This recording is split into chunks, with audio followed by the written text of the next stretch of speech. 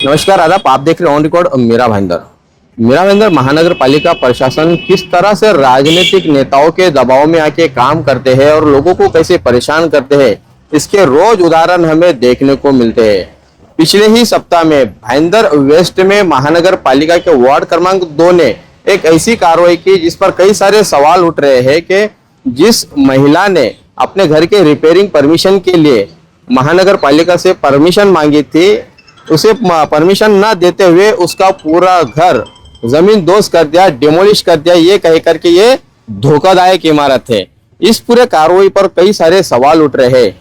ऐसा ही एक सवाल यहाँ पर हमको उठता हुआ दिखाई दे रहा है कि हम इस वक्त मीरा रोड का जो ideal park Indralok phase number 4 है, जहां पर साई अभिषेक एक इमारत है जिसे मीरा भाईंदर महानगर पालिका ने जर्जर घोषित कर दिया है और अति धोखादायक घोषित कर दिया है महानगर पालिका ने 5वें महीने में।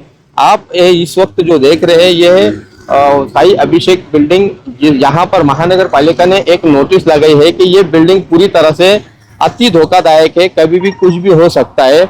लेकिन करीब 5 महीना बीत गया है, मीरा भाईंदर महानगर पालिका ने इस पर अब तक कार्रवाई नहीं की है और ये बिल्डिंग जैसी के वैसी यूं ही खड़ी है।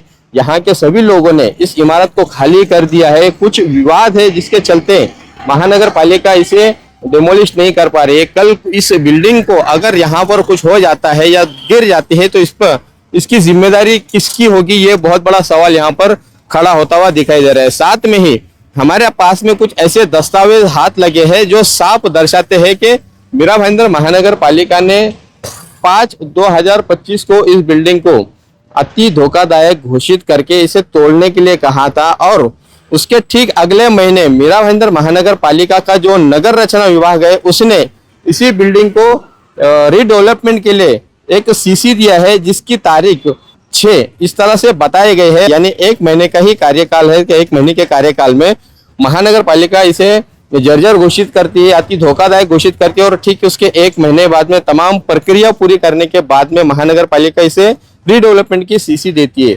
इस बात को करीब 5 महीने बीत चुके हैं, लेकिन महानगर पालिका प्रभाग क्रमांक 4 हाथ पे हाथ धरा बैठा है। न जाने मनपा प्रशासन किसके राजनीतिक दबाव में इस बिल्डिंग पर कार्रवाई नहीं कर पा रहा है, क्या कारण है, इसका जवाब तो हम आयुक्त राधा विनोद शर्मा से जरूर लेंगे।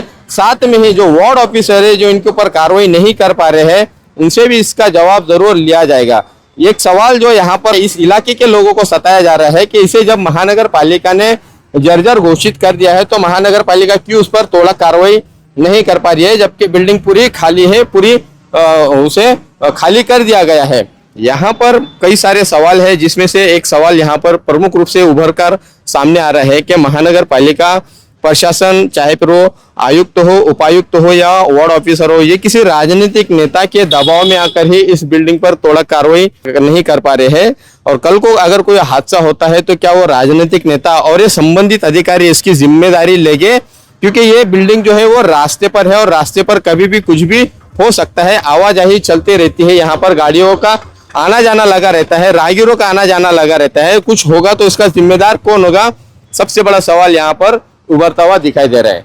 देखना है कि महानगर पालिका के सोए हुए संबंधित अधिकारी क्या अब उनकी आंख खुलेगी, क्या वो इस बिल्डिंग पर थोड़ा कार्रवाई करेंगे या नहीं, आने वाले समय में जरूर पता चलेगा। और यहाँ पर महानगर पालिका का दोहरा रवैया भी साफ दिखाई दे रहा है कि एक तरफ जहाँ पर एक गरीब महिला जो अपने घर के रिपेयरिंग परमिशन के लिए जाती है, महानगर पालिका से गुहार लगाती है कि उसे रिपेयरिंग परमिशन दी जाए, लेकिन उस पर रिपेयरिंग परमिशन ना देते हुए उसके पूरे घर को जमीन दोस्त कर देती है, पूरा घर को ढहा देती है। वही दूसरी तरफ राजनीतिक दबाव में आकर महानगर पालिका ऐसे इमारतों को बचा रही है जिसे महानगर पालिका ने खुद जर्जर घोषित कर दिया है। तो कहीं ना कहीं यहाँ पर महानगर पालिका दोहरा रवैया भी साफ दिखाई देता है।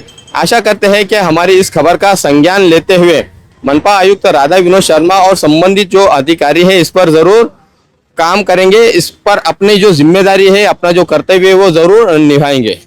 आप देख रहे हैं कैमरामैन आरिफ कुरैशी और साबिर शेख के साथ ऑन रिकॉर्ड मेरा भाईंदर। धन्यवाद।